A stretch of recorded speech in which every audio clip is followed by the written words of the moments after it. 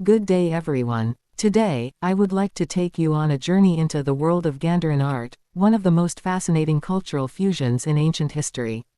Our focus will be on the narrative scenes depicted in Gandharan sculpture and relief scenes that not only convey religious stories but also reveal the complexity of cross-cultural exchange between East and West. BCE in the 5th century CE, primarily in what is now northern Pakistan and eastern Afghanistan.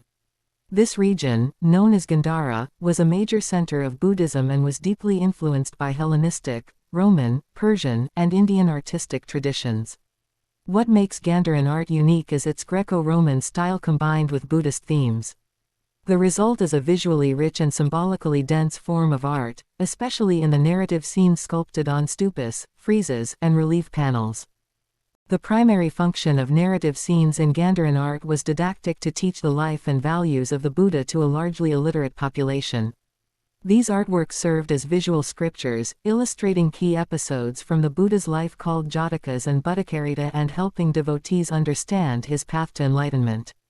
Narrative scenes were often displayed on the bases and railings of stupas, forming a sort of visual pilgrimage for worshippers walking around the sacred structure. Gandharan narrative reliefs cover a wide range of scenes. Some of the most frequently depicted include the birth of the Buddha, Queen Maya giving birth in Lumbini, often shown holding a tree branch while celestial beings attend. The great departure, Prince Siddhartha leaving his palace, often depicted on horseback, with his attendants asleep, representing the renunciation of worldly life. The enlightenment under the Bodhi tree, with the demon Mara trying to tempt or distract the meditating Buddha. The first sermon at Sarnath, the Buddha teaching the Dharma to his first 5 disciples. The parinirvana death of the Buddha, a serene image of the Buddha lying on his side, surrounded by mourners. Other scenes include miracles, conversions, and depictions of Jataka tales, previous lives of the Buddha, often involving moral lessons. What's visually striking in Gandharan art is the clear Greco-Roman influence. Realistic human form with defined muscles and drapery resembling Roman togas. Architectural motifs, such as Corinthian columns, arches, and friezes. Perspective and depth used to create a sense of spatial realism in crowded narrative scenes.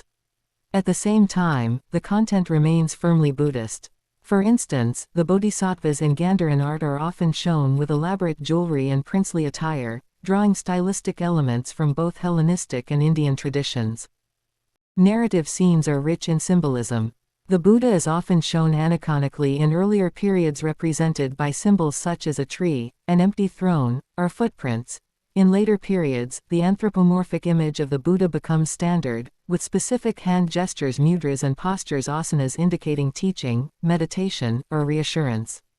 Celestial beings, mythical creatures, and local gods are also integrated, showing a blend of Buddhist cosmology with regional beliefs.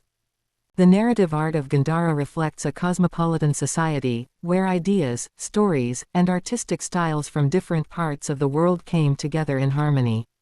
This art was not just for decoration, it was a means of spiritual education, identity formation, and cultural communication. Its influence spread far and wide from Central Asia to China and even Japan. Gandharan art laid the foundations for Buddhist visual culture across Asia. Today, many Gandharan masterpieces are housed in museums such as the Peshawar Museum, the Lahore Museum, and international institutions like the British Museum and the Metropolitan Museum of Art. Unfortunately, many sites have suffered from looting and environmental damage. Conservation efforts are ongoing, and there's growing global recognition of Gandhara's importance as a cultural bridge between East and West. To sum up, narrative scenes in Gandharan art are far more than beautiful sculptures. They are visual storytelling tools, windows into the religious life, artistic traditions, and multicultural dynamics of ancient South Asia.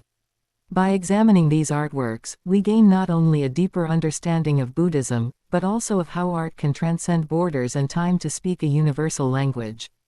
Thank you for listening.